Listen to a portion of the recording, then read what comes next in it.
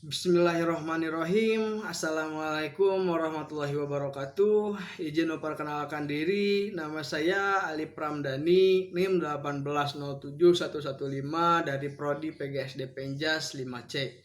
Di sini saya akan menjelaskan tentang kedaruratan medis 5, yaitu pendarahan, shock, dan cedera otot rangka. Untuk memenuhi tugas akhir semester pada semester 5 ini.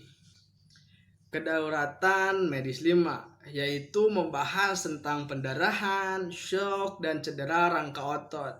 Nah, yang pertama saya akan bahas adalah pendarahan. Pendarahan itu terbagi menjadi dua, yaitu pendarahan luar dan pendarahan dalam.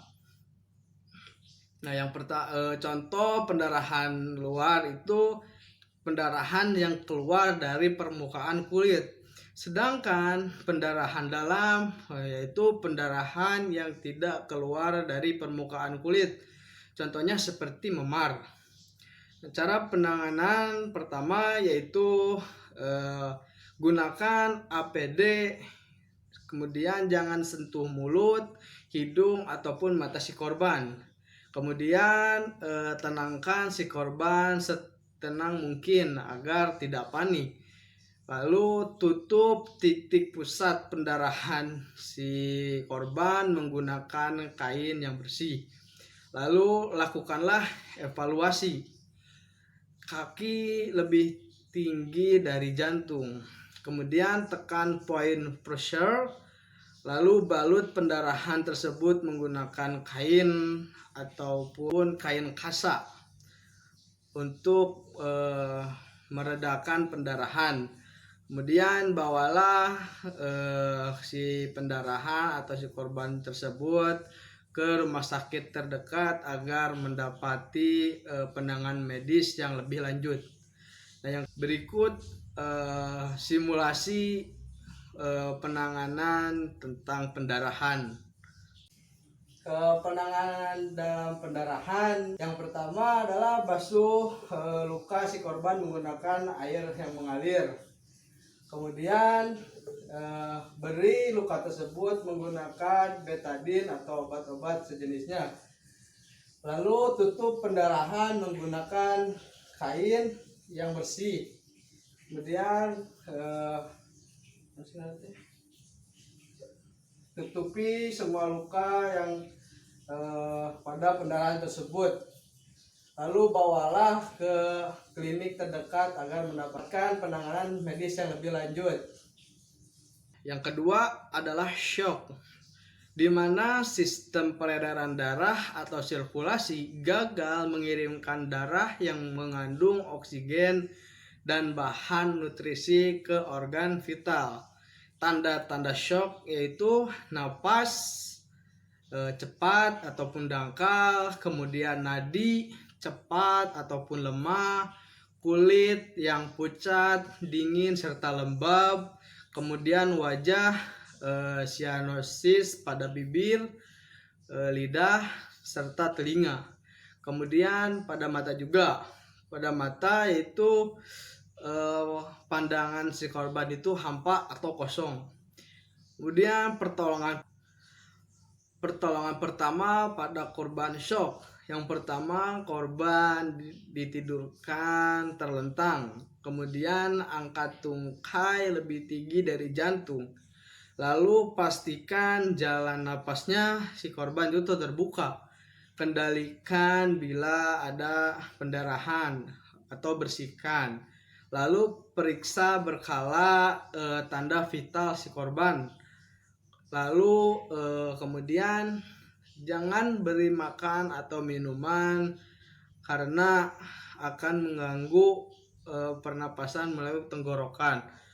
Lalu yang terakhir adalah rujukan ke rumah sakit terdekat agar mendapat penanganan medis yang lebih lanjut.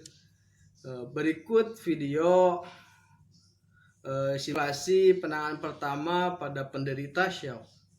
Korban shock yaitu tidur terlentang seperti ini, kemudian tungkai kaki diangkat, lebih tinggi dari jantung. Kemudian pastikan pernapasannya terbuka. Kendalikan bila ada pendarahan di sekitar tangan korban ataupun kaki korban. Lalu periksa alat vital si korban, contohnya denyut nadi. Kemudian jangan beri makan atau minuman terlebih dahulu, lalu rujukan ke rumah sakit terdekat agar mendapati penanganan medis yang lebih lanjut.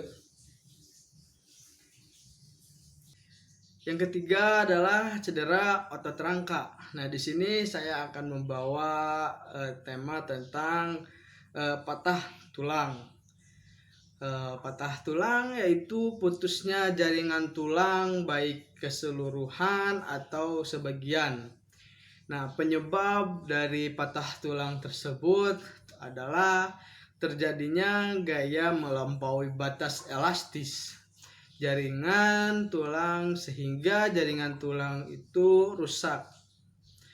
Lalu gejala atau tanda patah tulang yaitu perubahan pada bentuk tulang, kemudian nyeri dan kaku saat digerakkan, bisa juga bengkak ataupun memar, gangguan fungsi gerak. Nah, pertolongan pertama pada patah tulang ini biasanya menggunakan pembidaian. Apa sih pembidaian itu? Pembidaian yaitu untuk menstabilkan dan mengistirahatkan bagian yang cedera. Apa tujuan dari pembidaian?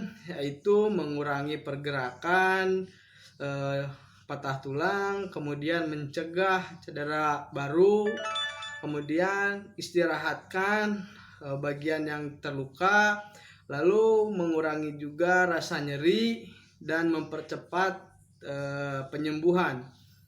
Berikut simulasi dari pertolongan pertama cedera otot rangka yaitu patah tulang menggunakan pembidaian.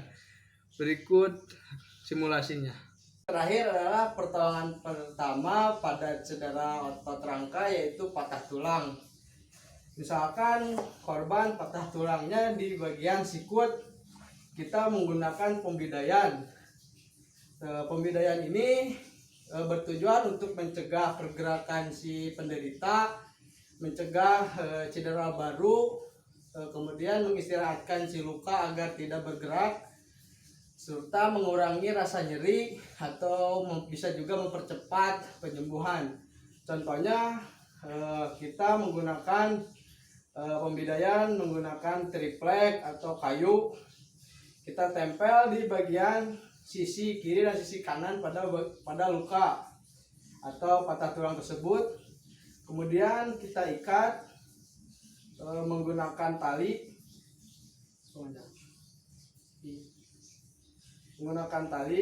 Jangan terlalu erat karena akan menyebabkan pencepitan pada sendi atau sel yang lainnya. Kita ikat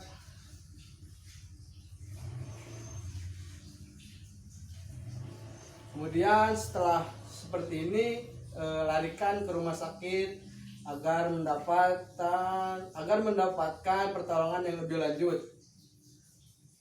Mungkin sekian yang bisa saya sampaikan. Wabillahi taufiq wal hidayah. Wassalamualaikum warahmatullahi wabarakatuh.